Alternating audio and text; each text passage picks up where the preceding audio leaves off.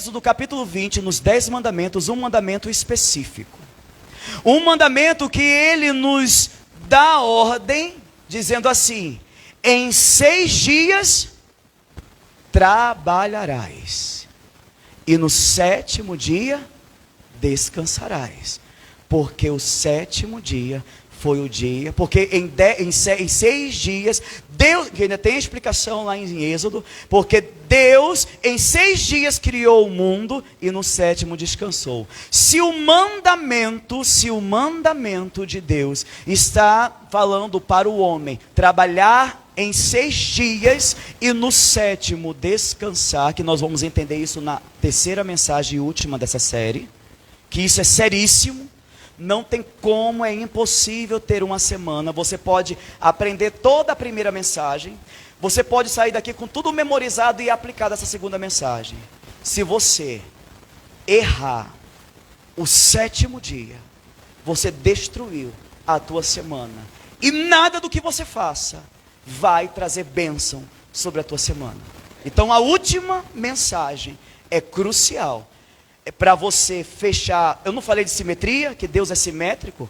Ele começa e o que ele termina está completamente interligado. E para termos mais a terceira prova, que os 7 dias são dias literais, nós falamos de uma simetria bíblica extraordinária. Gênesis capítulo 1 fala sobre a criação dos céus e da... Gênesis capítulo 2 fala sobre a árvore da vida. Apocalipse, capítulo 21, fala do novo céu e da nova terra. Apocalipse, capítulo 22, fala sobre a árvore da vida.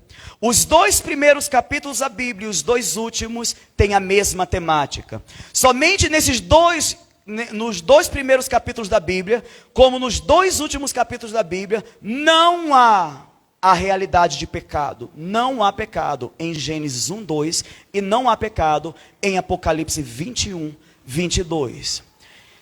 Você crê no novo céus e nova terra, amém? Crê nisso? Crê que Deus ele veio nos buscar? Crê que existe um mundo perfeito? Então, se você crê que Apocalipse 21 e 22 é literal e disso depende a toda a esperança do Evangelho, é impossível você interpretar Gênesis 1 e 2 de uma maneira figurada. Porque se não forem dias literais, e se for apenas um simbolismo, Gênesis 1 e 2, Apocalipse 21 e 22, a nossa maior esperança é uma mentira. E como eu não creio nisso, eu não creio num Deus de confusão, mas eu creio num Deus organizado, como declara a palavra de Deus. Nós vamos, nesta mensagem, através do Espírito Santo, buscar, sentir nesse momento. Você tem que se permitir, deixar Deus usar teu coração, usar a tua criatividade, não inventar ilusões, mas deixar você visualizar como uma criança o que está sendo dito. Quando a gente conta uma história para uma criança, ela vai criando toda aquela história, ela vai enxergando no seu imaginário. E há uma memória nesta hora, que nem é a memória natural e nem é uma memória fictícia. Mas a palavra diz que aquele que está em Cristo tem a mente de Cristo. E se temos a mente de Cristo, existem memórias que estão gravadas em nós da eternidade. Mas você pode dizer, e aquele que não aceitou a Jesus? Aquele que ainda não confessou a Jesus? Também existem memórias em você que comunicam a eternidade. Existem em toda a humanidade, em todos, o mais ateu, aquele que não quer saber de Deus, existe nessa pessoa resquícios de um Deus eterno. Existe resquícios de um Deus que o está chamando 24 horas. Por isso a humanidade é indesculpável quando rejeita a presença do Senhor. E a afirmação principal nesta mensagem é que a busca pela perfeição revela a necessidade que o homem tem de Deus.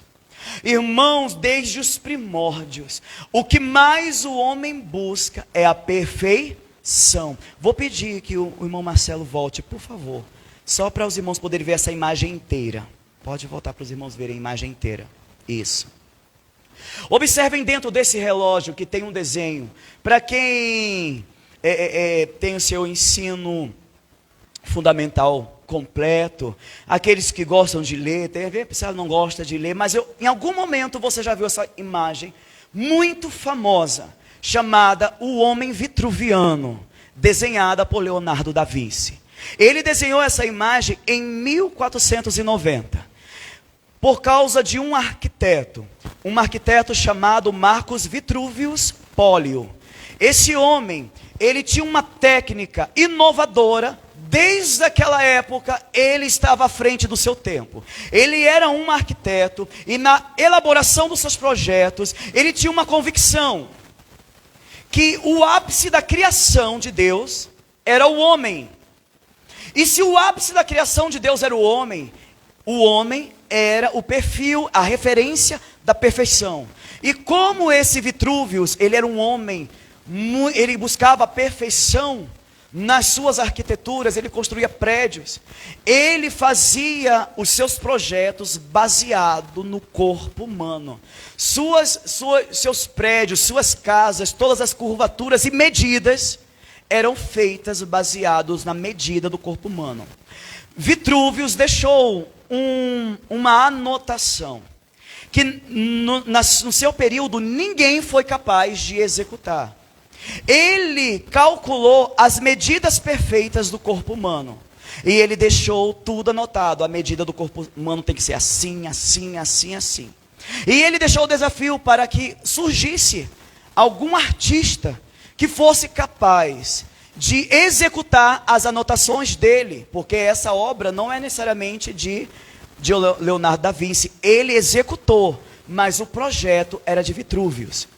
E Leonardo da Vinci, tomado pelo desejo de alcançar a perfeição como esplêndido artista, ele começou a trabalhar em cima daquelas anotações de Vitruvius, e ele foi desenhando, até que ele estabeleceu primeiro esse quadrado, e ele estabeleceu este círculo.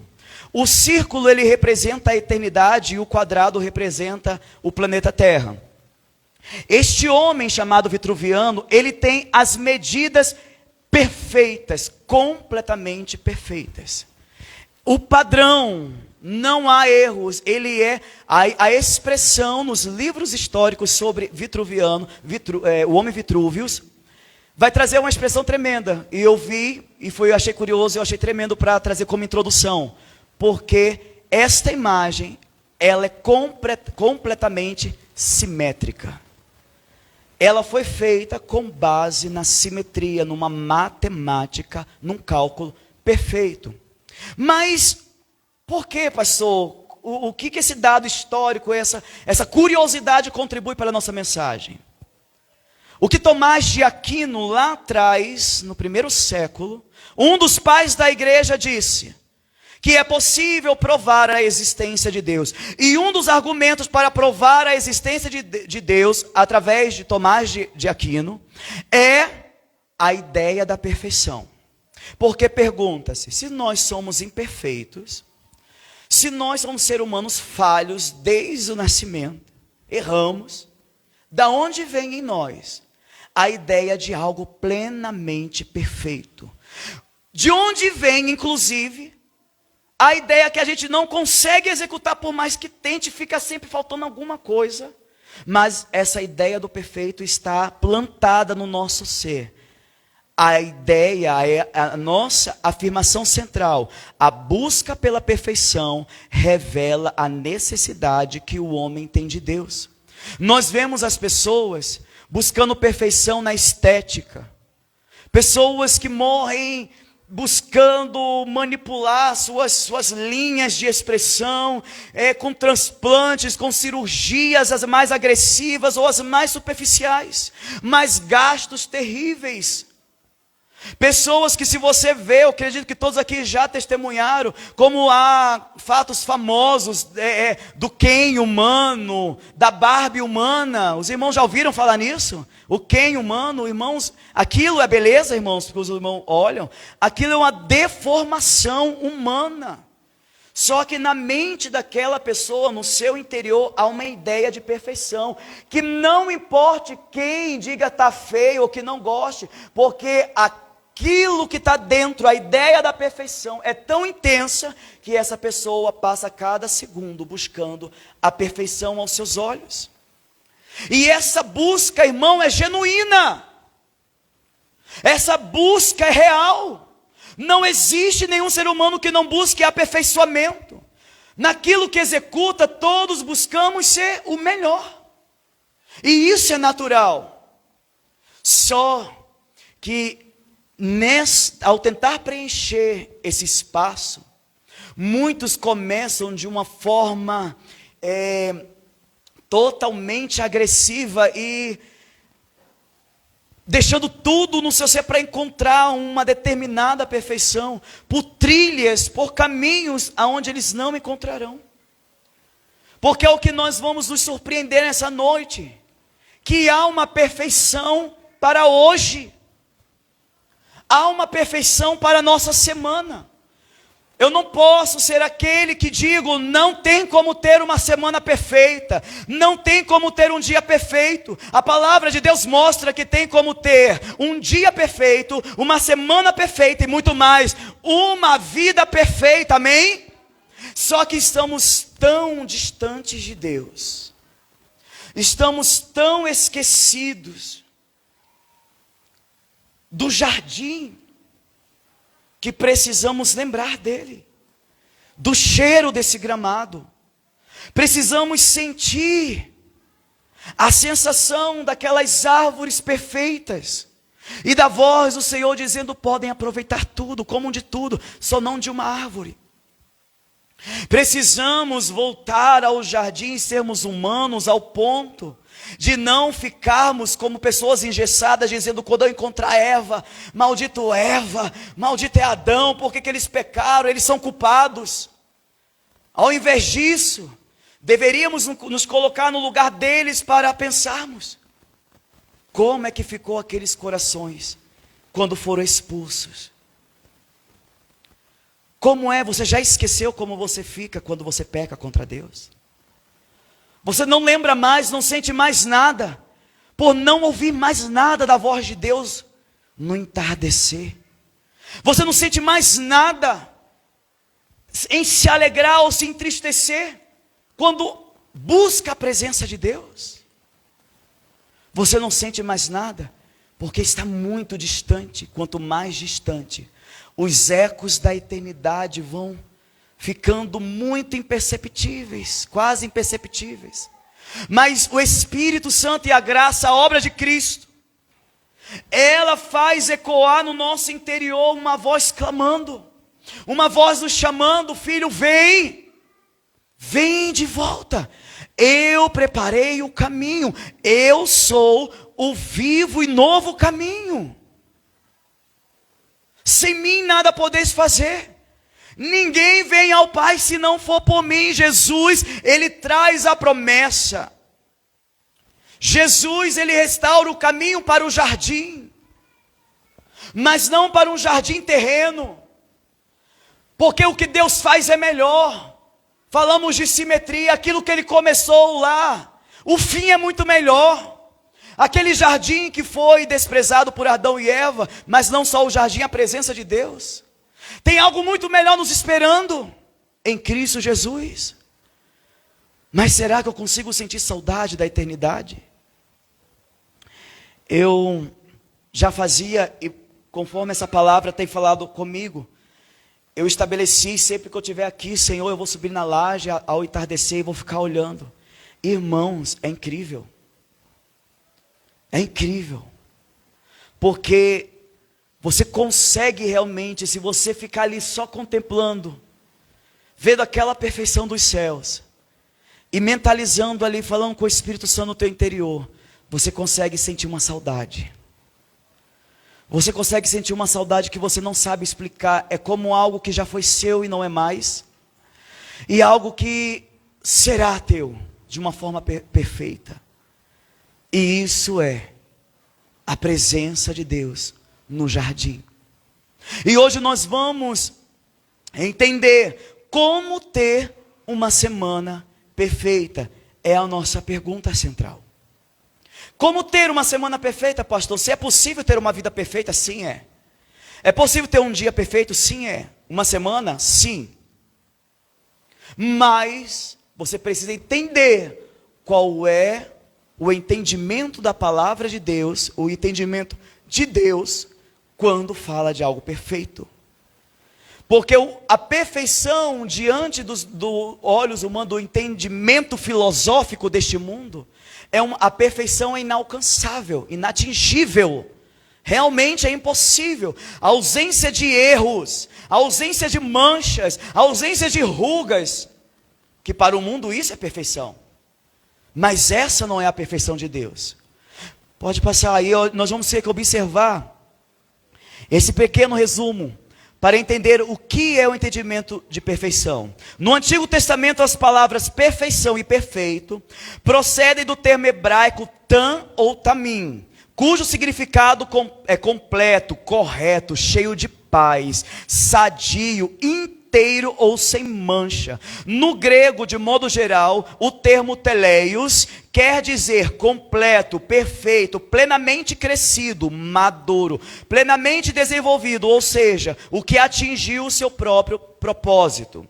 Noé, Abraão e Jó, no Antigo Testamento, foram tidos como perfeitos ou sem mancha, conforme as seguintes passagens que estão aí para os irmãos. Eles, contudo, tiveram imperfeições, eles erraram. Mas quando a palavra, nesses textos que eu não vou citar, os irmãos depois podem anotar, ou baixar no aplicativo, esse esboço da mensagem, para os irmãos fazerem uma releitura. Esses textos bíblicos vão mostrar que a palavra Deus se refere a Noé, se refere a Abraão, se refere a Jó como homens perfeitos. Mas quando a gente olha para a história deles, nós vemos que eles falharam, que eles foram também em momentos de fraqueza, que em momentos um deles desejou a morte, mas eles eram tidos como perfeitos. Aí eu já começo a pescar, epa, eu sou falho, eu cometo danos na minha história, às vezes erros que eu considero que são imperdoáveis, mas esses homens que são falhos como eu foram vistos como homens perfeitos. Eu também posso ser perfeito. Eu também posso ter o parâmetro deles. Então agora eu preciso entender como ter esse parâmetro que eles tiveram. Nós vimos que os termos hebraicos e grego vai mostrar a ideia, e eu gosto do termo grego teleios, porque ele traz a ideia de algo maduro. E a perfeição para Deus, aos olhos de Deus, significa maturidade. Vou dar um exemplo. Jesus, em um momento, ele estava trazendo um dos maiores ensinamentos dele, falando sobre o amor. E ele disse assim: amar quem vos ama, amar quem é igual, é fácil. Os ímpios também fazem. Mas amar os inimigos, isso não é natural, e isso os ímpios não fazem. Aí quando Jesus cita o amor, amar os inimigos, ele diz, aí ele vai dizer naquele momento, ele vai falar sobre que um cristão, ele tem que ser perfeito. Ele vai falar assim: sede perfeitos como meu Pai é perfeito. Aí entendeu? Quando Jesus nos chama à perfeição, Ele nos chama a viver um grau de maturidade que o homem natural não vive. Ou seja, te fizeram mal dentro da igreja. Irmão, eu não gostei disso que você fez. Me perdoe se eu fiz algum mal. Eu falei alguma coisa que você não gostou. Vamos ficar bem porque Jesus quer comunhão. Amém, amém, irmão, vamos continuar. Isso significa que essa mulher que fez isso, ou esse homem, está sendo perfeito aos olhos de Deus e caminhando em perfeição. Mas quando diz, me fizeram mal, faltou um culto, faltou 2 cultos, cadê fulano? Fulano não está vindo, por quê? Pastor, eu estou indo mais não, porque eu não gostei daquilo que foi dito. É essa a demonstração do que é a pessoa que está longe da perfeição aos olhos de Deus. E que sim, no poder do Espírito, nós podemos ser perfeitos, porque perfeito não é aos olhos dos homens a ausência de erro, de falhas, mas uma vida amadurecida pela palavra, pelo Espírito de Deus. Entender o que é ser perfeito aos olhos de Deus? Amém? E com esse entendimento claro, nós podemos entrar agora nos 3 pontos de como ter uma semana perfeita. Primeira coisa para ter uma semana perfeita: eu preciso trabalhar para ser e não para ter. Isso é um choque. E se você falar que não é, você está sendo hipócrita. Me diz se não há em nós, na inclinação de fazer algo, o ter. Se eu trabalho, se eu estudo, se eu às vezes me submeto a humilhações tremendas, é para galgar conhecimento e capacitação que venha me promover lá na frente um poder aquisitivo maior. Muitas vezes eu já escutei o discurso: eu quero ser médico para ajudar os pobres. Quando se torna médico, a última coisa que quer ver é o pobre. Eu quero ser isso porque eu quero ser muito ajudador. Eu não vou falar que não tenha pessoas com corações honrosos e gratos a Deus, pessoas que realmente têm, existem exceções, mas em sua maioria, o interesse do trabalho é pelo comer, é pelo vestir. E nós ainda podemos dizer, é algo natural. Sim, é natural para aquele que não conhece ainda o Evangelho. É aquele que não conhece um motivo sobremodo excelente pelo qual nós temos que trabalhar. Pastor, o senhor está aí inventando alguma coisa. Primeiramente, nós temos que entender que esse ponto está baseado em Gênesis 2,15, que é o capítulo 1 e capítulo 2 é o nosso texto áureo dessa série de mensagens. E o versículo 15 do capítulo 2 diz: o Senhor Deus tomou o homem e colocou-o no jardim do Éden para cultivá-lo e guardá-lo. Quando o homem, é porque quando a gente vai para o português, a tradução do português, nós perdemos a essência dos originais, nós perdemos a conexão do entendimento. Mas, quando vamos para o hebraico, essa expressão cultivar e guardar, não é, irmãos, ficar com uma enxada apenas e arando o solo, não. Não. Significa você sentir que você é parte daquela realidade. Você tem que sentir que você é parte daquela realidade. E quanto mais eu estou exercendo o meu papel, a minha parte em cuidar do jardim, o jardim corresponderá naturalmente. Mas não é apenas pelo comer, porque nem só de pão viverá o homem, mas de toda a palavra que sai da boca de Deus. Existe algo que nos alimenta também, irmãos, na criação.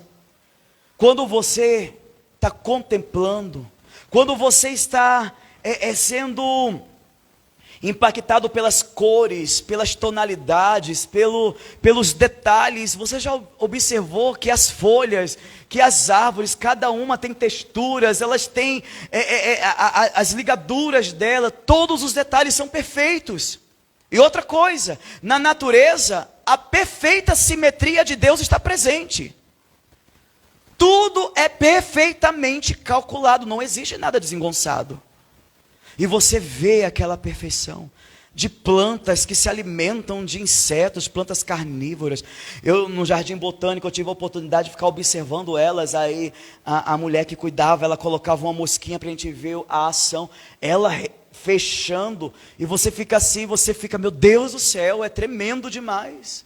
A perfeição é uma criação de Deus.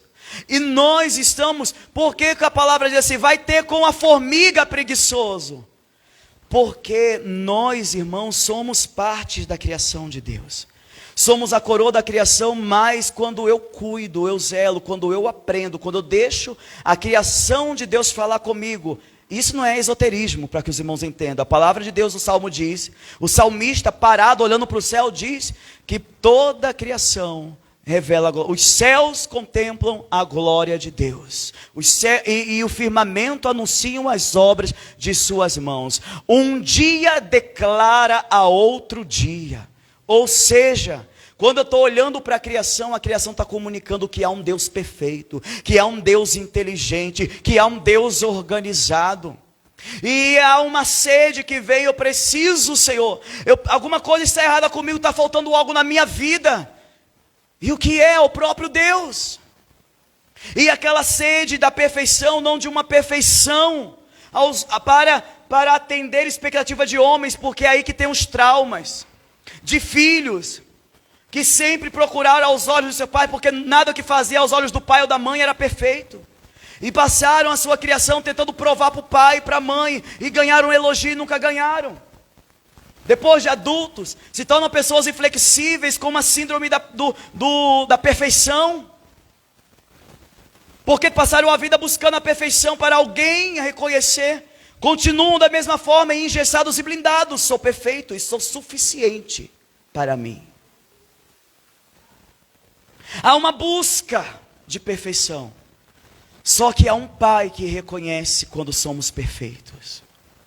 Há um pai que, quando vê o nosso caráter, estendendo a mão ao necessitado e não virando as costas, quando a gente sente no nosso coração que a nossa responsabilidade fazia a diferença, Deus está orando e dizendo: meu filho, eu tenho um prazer. Quando Jesus estava ali sem pecado, sendo batizado por João Batista, o céu se abre e diz: esse é meu filho que eu tenho prazer nele. Esse pai, ele reconhece quando o seu filho está sendo perfeito. Mas para que eu seja perfeito, eu preciso que os meus esforços não sejam por uma perspectiva material. Agora nós vamos entender por um parâmetro do segundo Adão, que é Jesus Cristo. Vejam em João, escutem, João capítulo 6, versículo 27. Trabalhai não pela comida que perece. Jesus está falando isso. Trabalhai não pela comida que perece, mas pela comida que permanece para a vida eterna, a qual o Filho do homem vos dará, porque a este o Pai, Deus, o selou. A palavra de Jesus, a instrução de Jesus é muito clara: não trabalhe pela comida que perece. Ai, parece que vem um parafuso na nossa cabeça. Mas ele diz mais: não junteis tesouro nessa terra, mas junteis tesouros porque o tesouro dessa terra a traça corrói e o ladrão rouba. Mas o tesouro nos céus, nem traça corrói, nem ladrão rouba. Temos o exemplo que Jesus conta do homem que ajuntou muitos bens, chegou em uma idade avançada, olhou para os seus bens e disse: os celeiros estão cheios e transbordantes, minha alma pode se satisfazer diante desse estado de glória, de conquista. Mas aí Jesus diz que naquele mesmo instante, o anjo vem e diz: hoje pedirão a tua alma. E de quem será a tua alma? A palavra também diz: do que vale ganhar o mundo inteiro e perder a sua alma. Aí nós vamos entender que quando Adão estava ali no papel de cuidar, de zelar, e você vai ainda encontrar traduções que diz de vestir, olha que interessante, de vestir o jardim, porque tudo que está em volta, o homem depende daquilo dali, porque ele está interligado àquela realidade, e o seu impulso não tem que ser algo ambicioso, aquela coisa frenética. Por isso Jesus vai dizer: não andeis ansiosos por coisa alguma, pelo que haveis de comer, ou pelo que haveis de vestir. Porque às vezes, irmão, nós buscando trabalhar pelo materialismo, nós colocamos Deus em último plano. Pelo cansaço, nós julgamos que Deus ele pode esperar, que as coisas de Deus elas podem ficar esperando um pouquinho, pode ficar ali em terceiro plano na minha vida, em quarto plano. Só que nós estamos falando de uma semana abençoada, de uma vida abençoada, de uma vida perfeita. Que uma coisa vai ficar cada vez mais claro: quanto mais inútil vos será, se cedo levantar e penosamente trabalhar, os seus amados dá enquanto dormem. Isso não é base bíblica para uma vida de vagabundagem, de maneira nenhuma. É uma base bíblica para você não andar perturbado. Salomão diz que as preocupações vêm pelo acúmulo das riquezas. Quanto mais riqueza, mais preocupação. Mais preocupação, mais perturbação. E isso, irmãos, porque a riqueza toma o lugar, o materialismo toma o lugar que pertence a Deus. Qual era a maior bênção no jardim do Éden? As árvores, os frutos, a qualidade do jardim, os rios que passavam dentro do jardim? Não. Era a riqueza insuperável de Deus no final da tarde entrar no jardim, te chamar e juntos caminhar. Isso não tem, a gente está tão distante de Deus, está tão distante que isso para a gente perde o sentido. A gente não consegue mensurar essa realidade de caminhar com Deus, de estar aqui conversando com Deus. Eu preciso trabalhar para ser e não para ter. Quando eu trabalho para ser, eu estou trabalhando para ter dignidade, para ter uma postura, para revelar Deus ao mundo. E este é o sentido de Adão e Eva se multiplicar, serem fecundos, revelar a imagem de Deus, porque o homem foi feito à imagem e semelhança de Deus.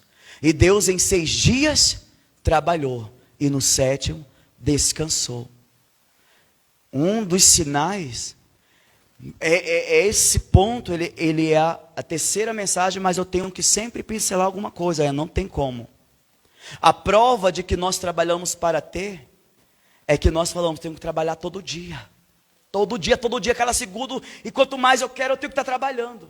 Só que você está violando, não é uma opção, é uma ordem daquele que por causa da sua palavra trouxe à existência o sol e a lua. E o nosso calendário, ele é perfeito, porque a palavra do nosso Deus subsiste em si mesma. E quando ele disse, não faça isso, tenha o dia do descanso, porque eu abençoo. Se eu que sou Deus não fiz, não criei, a minha criação obedece ao que eu faço. E imagina nós completamente fora, porque eu tenho que ficar rico. Eu tenho que ter mais do que o meu vizinho, mais do que o outro. Eu fiz dívidas. Nós vamos entender na terceira mensagem mais profundamente. Mas essa é a prova que o homem trabalha para ter. Só que é muito interessante, irmãos. Muito interessante. Quem pode na sua vida acrescentar um côvado à sua estatura, 1 centímetro à sua estatura? Quem? Quem pode avançar o tempo? Ou retrocedê-lo? Quem? Quem pode dizer que você vai viver até amanhã? Quem? Temos uma jovem aqui em Cuité que repercutiu, a irmã Bruna, que esteve aqui conosco à tarde, nos alegrando juntos. Adorando a Deus, uma menina que veio, que falou, quando terminou aqui, pastor, ora por mim. Ficou aqui, eu orei por ela aqui. E falei, Bruna, tem uma guerra espiritual na tua casa. Deus me revelou coisas profundas. E os irmãos soube de um grande acidente que houve de carro. E Bruna faleceu. Jovem. Seus sonhos e projetos completamente na presença de Deus. Mas uma batalha espiritual existia, uma guerra existia. Nesse acidente, a família dela foi preservada. Ela foi, mas ela era a única que servia ao Senhor. Era a única que confessava a Jesus como Senhor e Salvador. Se fosse um pai ou uma mãe, em que estado espiritual eles teriam ido se tivessem falecido? Nós não compreendemos o agir de Deus, mas Deus é simétrico, perfeito. A gente pode não entender hoje, lá na frente a gente entende. Hoje você não está entendendo, eu não sei essa história de como trabalhar não pelo dinheiro. Ou seja, quando você vai trabalhar, você tem que trabalhar. Trabalhar é um princípio bíblico. Adão, ele foi colocado no jardim para trabalhar. Com o pecado, Deus disse para ele, por causa da tua desobediência, do suor do teu rosto alcançarás o sustento da terra. Em dificuldade, em dificuldade por causa da natureza pecaminosa. Mas o trabalho digno é obreiro do seu salário, do seu sustento. Trabalhar é um princípio bíblico. Ninguém parado de braço cruzado vai se alimentar. Mas aqueles que trabalham sabem qual é a luta. Às vezes trabalhamos. Eu falo os relatos que eu escuto. Porque graças a Deus eu me considero extremamente abençoado por comer um alpiste por dia na mão de Deus. Vivo da obra do Senhor, mas digo, trabalho mais do que qualquer um que trabalha dentro de um contexto de 8 horas de serviço. E nunca vi faltar o pão. Na minha casa, quando eu estava lá com meu filho, recém-nascido, minha esposa, porque abandonei tudo por amor a Jesus, não tinha nada, 1 centavo. Mas eu estava fazendo a obra, pregando, expulsando demônio, curando enfermos. Mas perguntando, Senhor, eu não tenho dinheiro para pagar a conta de luz no final do mês. E não tenho como fazer uma compra. E eu falei, Senhor, eu espero em Ti. E orando. E a gente sabe que às vezes Deus toca no coração de um. E vem uma ajuda, mas não apareceu ajuda. Ninguém ajudou com 10 reais ou com 5 reais. Eu falei, Senhor, mas o meu sustento não vem de homens, vem do Senhor. E quando vem através de alguém, porque o Senhor tocou no coração.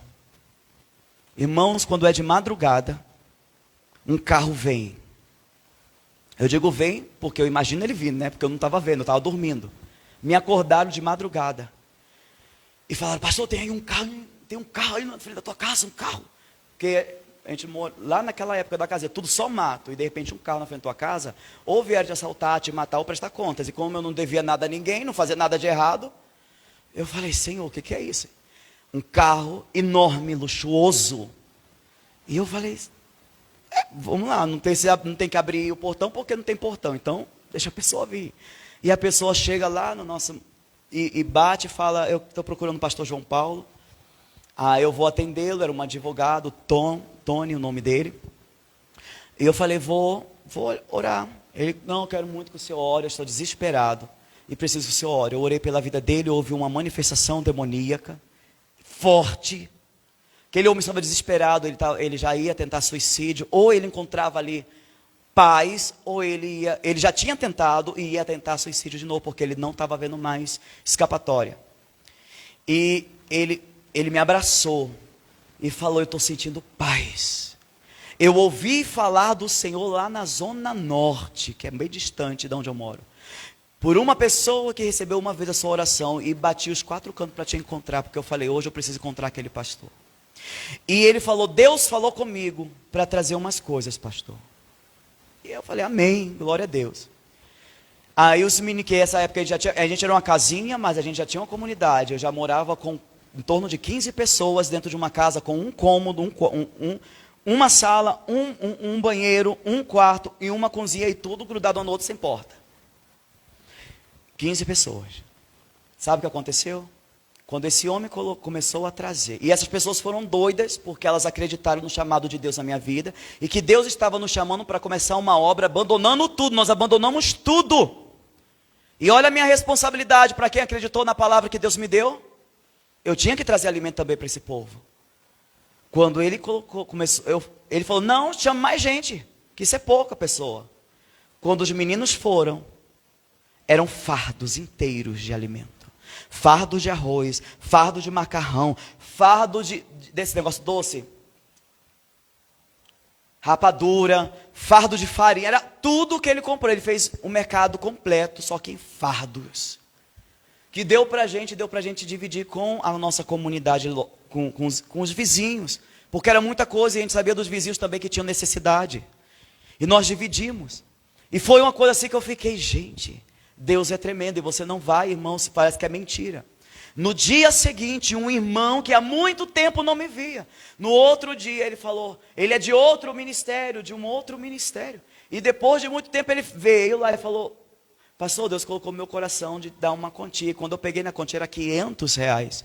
O valor necessário para que eu pagasse a conta de luz e a conta de água de casa. E eu digo, nós tivemos a feira de uma forma transbordante, pagamos a luz e a água. E até hoje nunca faltou nada. Nada. Mas pergunta se em algum momento eu parava. Pergunta se eu ficava de braço cruzado um segundo, se não era correndo para cima e para baixo, acompanhando vários casos, os mais terríveis que você possa imaginar. Se era descansando, com o meu recém-nascido dentro de casa, parando para alguma coisa. Não. Era de casa em casa. Pergunta a minha esposa, se ela não ficava lá na casinha. Pergunta como ela ficava. Eu, de um canto para outro, e às vezes só chegava lá de madrugada, chegava lá tarde da noite. Por no outro dia ir para a rua. Pode perguntar como era a realidade. E Deus faz, mas a gente quer que Deus faça apenas acreditando na teoria. Eu escutei a história do pastor, é linda, então Deus vai fazer. Não, se você não agir como eu agi, você não vai ver os resultados que eu vi. Tem que andar pela fé, tem que trabalhar não para ter, mas para ser. Eu trabalhava para ser o homem de Deus que Deus esperava. Eu trabalhava pela fé que eu tinha no Senhor, que enquanto eu estava trabalhando, tomando conta do que era dele, ele estava tomando conta do que era meu.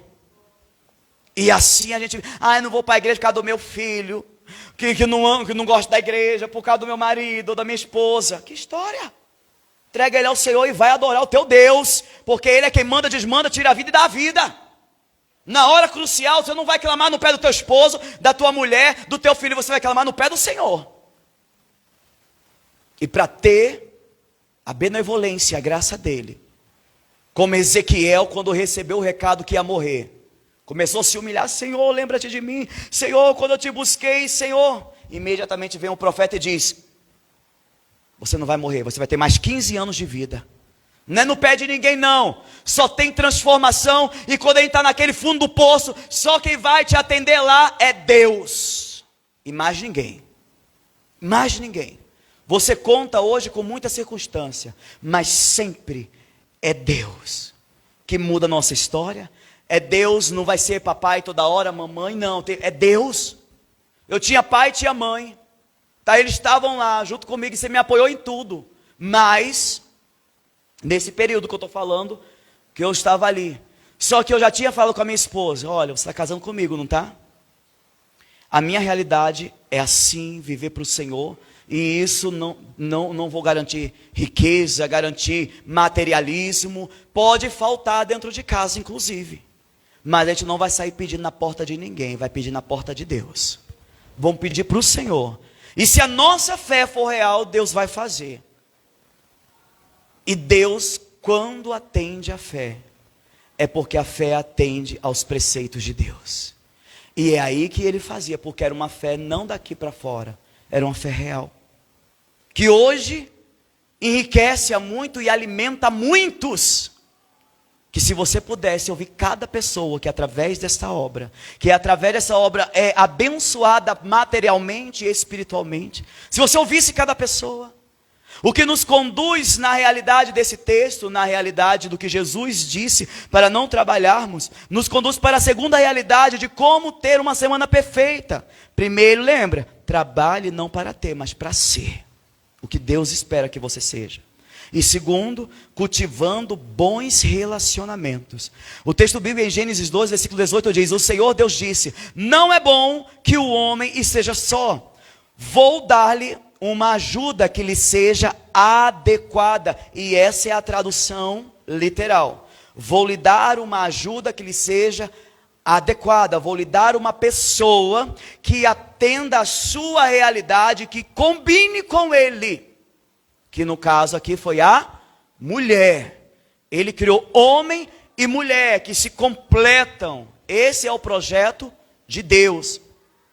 Só que os irmãos observaram algo interessante nesse ponto. Que tudo que Deus criou, ele falava: e viu Deus que era bom. E viu Deus que era bom. E viu Deus que era um bom. Mas existia só uma coisa que não era bom. E ó, Deus perfeito.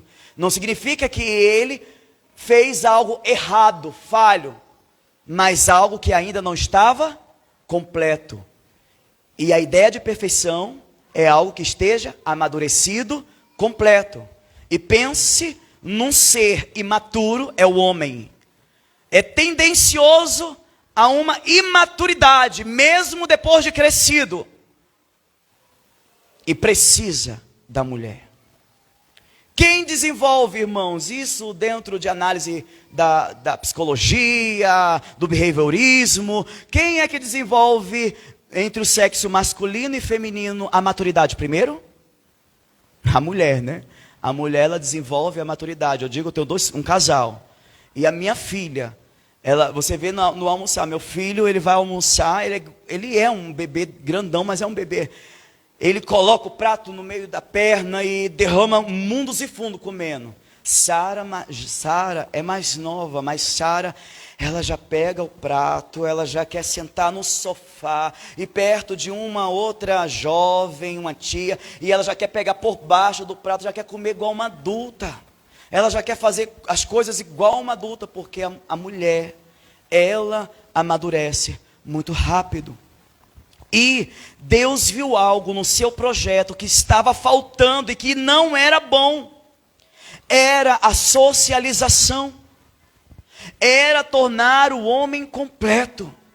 E para ele ser completo, precisava da mulher, como precisa até hoje. Precisa até hoje.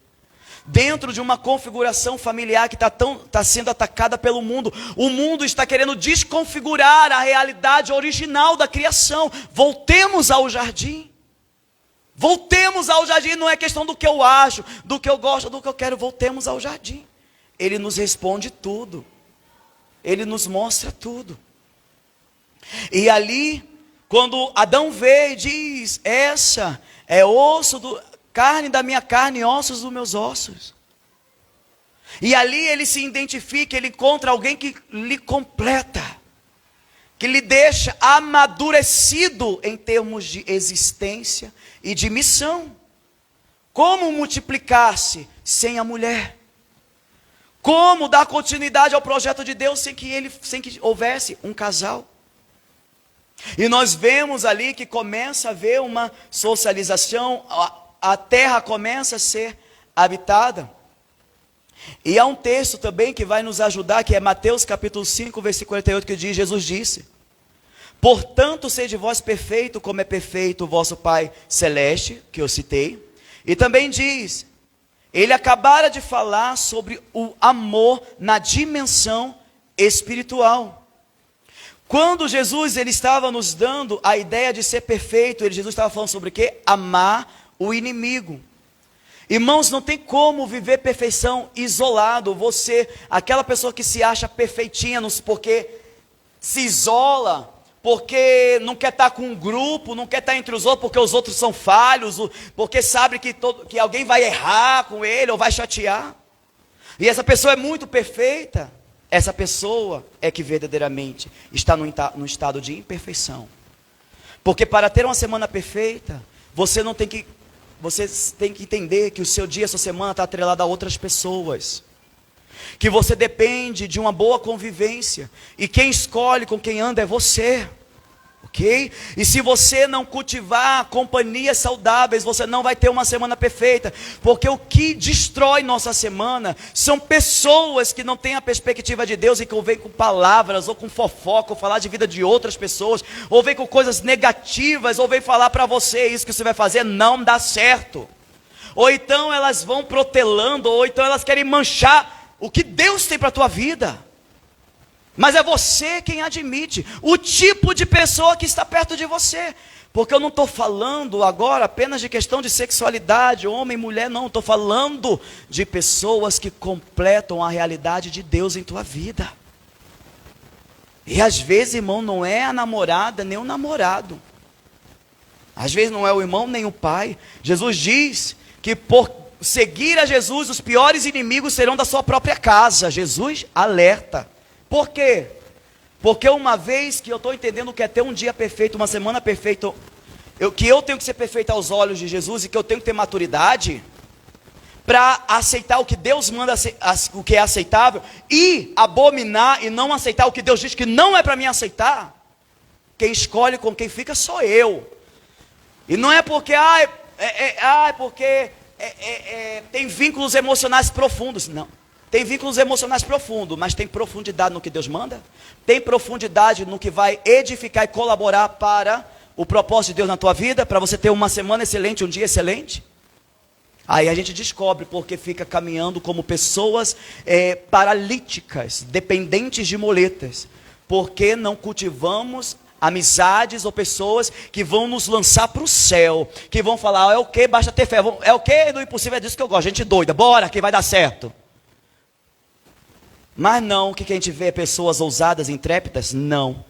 Terceira e última, perdão, deixa eu citar isso aqui ainda. Sobre essa questão da maturidade, dessa questão da perfeição dentro do relacionamento. Jesus, ele diz assim, Paulo diz assim, não ser meninos no juízo, mas homens amadurecidos. 1 Coríntios 14, 20. Esquecer as coisas que para trás ficam e prosseguir para o alvo, para o prêmio da soberana vocação de Deus em Cristo Jesus. Filipenses 3, do 13 ao 15. E pessoas adultas, cujas faculdades são exercitadas para discernir não somente o bem, mas também o mal. Hebreus 5, 14. Esses textos deixam claro que pessoas perfeitas são pessoas maduras aos olhos de Deus. E terceiro e último ponto dessa noite para ter uma semana perfeita. Eu preciso viver em santidade. Lá em Gênesis 2, versículo 25, o homem e a mulher estavam nus e não se envergonhavam. Aqui existe, irmãos, eu tenho um livro, né, que o tema do livro, o livro para casais, que o tema dele é nus, o nome do livro, é nus nesse sentido mesmo. E o interessante é que fala sobre a santidade, sobre a presença de Deus por essa perspectiva, de quando Adão e Eva eles estavam despidos, completamente despidos. Só que aos olhos dele, eles estavam vestidos pela santidade de Deus. A pele deles era a única roupa que eles estavam usando. Só que eles não viam nenhum tipo de sedução, eles não viam nenhuma vulgaridade, eles não sentiam vergonha. E quando eles desobedeceram a Deus, comendo da única árvore do conhecimento do bem e do mal, os olhos deles se abriram. Os olhos do conhecimento do bem e do mal, os olhos da maldade, os olhos que começaram a ter sentimento de culpa e sentimento de vergonha. E quando Deus se aproximou, a primeira coisa que eles fez eles se esconderam. Uma vida em santidade presta muita atenção. Quem era Deus? Alguém que está limitado a um arbusto? Será que um arbusto esconde a minha nudez de Deus? Será que uma roupa esconde a minha nudez de Deus? Será que se eu for para o mais profundo mar, eu escondo a minha nudez, a minha vergonha de Deus? Será que se eu for para a caverna, eu vou esconder a minha nudez de Deus, quem eu sou, o que eu penso? De maneira nenhuma. Nunca. Eles se relacionavam com Deus como duas crianças, como se pode pegar um bebezinho, uma menininha, um menininho e colocar eles juntos, e eles vão brincar. Eles não se enxergam, eles não se veem os olhos da maldade, os olhos que te levam ao desejo, que te levam à vergonha, que te leva porque essa vergonha te leva a se distanciar, te leva a se envergonhar com culpa, e não só do próximo, mas principalmente de Deus.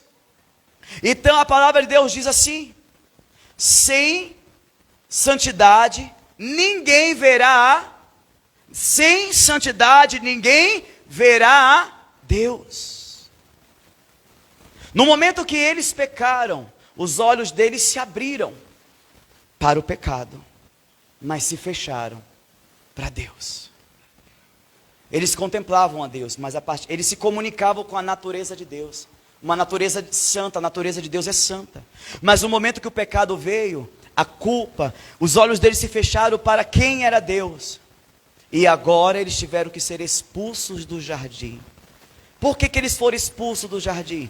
Primeiro, pela misericórdia de Deus, que disse: se eles continuarem aqui, eles podem comer da árvore da vida e viver nesse estado para sempre. Vamos colocá-lo para fora, para que eles tenham uma oportunidade de resgate, porque se eles comerem da árvore da vida, eles vão viver desta forma de condenação para sempre. Deus sempre foi misericordioso, mesmo a gente ali errando, bagunçando tudo, mas o projeto dele é perfeito, tudo que ele fez, ele já sabe, ele já te conhece lá na frente, ele sabe quando você vai cair lá na frente, você caindo, mas ele já mandando a ambulância, parando quase no mesmo hora do teu acidente. Quem foi que fez isso? Naquela hora que você estava passando mal, foi justamente que você encontrou algo, a solução. Como é que essas coisas se encontraram, esses elementos? Porque Deus estava cuidando de você antes de você ver. Ele estava cuidando de você antes do acidente vir. Ele estava cuidando de você antes de você perder um ente querido. Ele estava cuidando de você em todo o tempo. Ai, mas por que isso, Deus? Por que aquilo? Como uma mãe que eu atendi agora quando eu fui para Jucá. Ela chegou para mim com uma filha com autismo severo. E ela falou: por que Deus, anos eu estou vivendo assim? Porque Deus me permitiu me formar, ser uma profissional, uma psicóloga, se eu não posso exercer, se eu só sofro com essa menina, eu só penso em matar ela e me matar. Sempre eu quero matar ela e me matar porque eu não aguento mais. Ela recebe a oração e para a glória de Deus, sabe o que ela me diz no outro dia, por mensagem? Pastor, nunca, em todos esses anos com a minha filha, eu dormi como eu dormi ontem. Em todos esses anos, nunca a minha filha, com esse autismo severo, na madrugada ela dormiu a noite inteira, porque ela sempre, todos os dias era uma tormenta. E a menina ficou calma. Ela falou: com ninguém a minha filha se comporta assim, porque ela é violenta, ela grita. Mas ela ficou calma na oração. Ela foi impactada. E essa mulher maravilhada me contando o retorno. Mas o seu discurso inicial era o quanto ela estava indignada com Deus. E eu falei: não coloque sentimentos no coração de Deus. E nem coloque pensamentos em Deus com consequências que você plantou. Com escolhas na vida que você fez sem consultar a Deus. Nós escolhemos coisas sem consultar a vontade de Deus e temos as consequências. Quando as consequências vêm, eu quero culpar a Deus e perguntar por quê. Nossos olhos estão fechados, irmãos, pelo pecado. Mas Jesus está pronto a abri-los, amém? E uma vida de santidade, não existe perfeição no meu dia, na minha vida sem santidade. E santidade não é ausência de pecado. Santidade é ser separado para Deus. Vamos ficar de pé nesse momento? Fechar os olhos e poder sentir que esta palavra, o Espírito Santo está gerando em nós um desejo de voltar à origem, de voltar ao jardim. E voltar ao jardim significa se preparar para a eternidade em Jesus Cristo. Ó Deus Santo, obrigado por essa palavra, obrigado por tudo que Tu tens feito. Coloco a vida de cada um desses irmãos, daqueles que estão acompanhando através dessa live, que vão acompanhar ainda. Que a semente da eternidade esteja germinando através de Jesus Cristo. E que o Espírito Santo esteja trazendo despertamento para seguir no caminho da verdade.